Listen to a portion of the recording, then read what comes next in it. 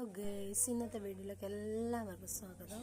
അപ്പോൾ ഇന്ന് ഞാൻ എൻ്റെ ഹസ്ബൻഡ് ഒരു ടൂർ പോയിക്ക് അപ്പോൾ വട്ടോളി ഇറക്കി കൊടുത്ത് വന്ന് ഞാൻ പുട്ടും ഇന്നൊരു തട്ടിക്കൂട്ട് കറിയാണ് ഉണ്ടാക്കുന്നത്. ഒരു മുട്ടൊക്കെ ഉടച്ച് പറഞ്ഞിട്ടുള്ള ഒരു കറി കേട്ടോ.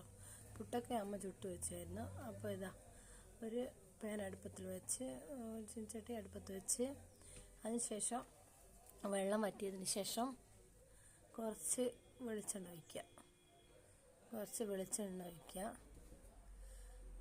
വെളിച്ചെണ്ണ ഒഴിച്ചതിന് ശേഷം ഞാൻ ചെറിയുള്ളിയും ഒരു പായി പച്ചമുളകും മുറിച്ച് ഇട്ട് വെച്ചായിരുന്നു ചെറുങ്ങനെ. അപ്പോൾ അത് നല്ലോണം കുറച്ചൊന്ന് ഉള്ളി ഇതാകുന്നവരെ ഒന്ന് ഇളക്കി കൊടുക്കുക.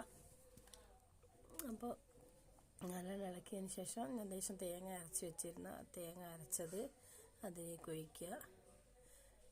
അപ്പോൾ അത് തേങ്ങ അരച്ചാൽ മാത്രം, കുറച്ച് വെള്ളം കൂടി ആക്കി കുറച്ച് ലൂസാക്കുക.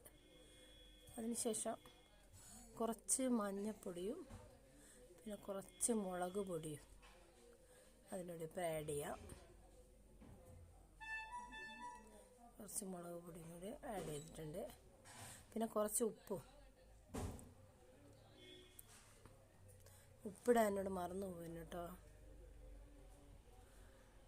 രാവിലെ തന്നെ മോനാണ് വീഡിയോ എടുത്തു തന്നത്. അപ്പോൾ ഉപ്പിട്ട് ഇനി 2 മുട്ട ഇതിലേക്ക് ഉടച്ച് പാരുക. ഇതാ പിന്നെ ഇന്ന് കുഞ്ഞുങ്ങൾക്ക് സാധാ വരച്ച മുട്ടക്കറി വെച്ച് കൊടുക്കുന്നത്, ഞാൻ വിചാരിച്ചത് അത് മതി. അപ്പോൾ ഇതാ ഉടച്ച് അതിലേക്ക് 2 മുട്ട കേട്ടോ ഞാൻ ഉടച്ച് പറഞ്ഞത്.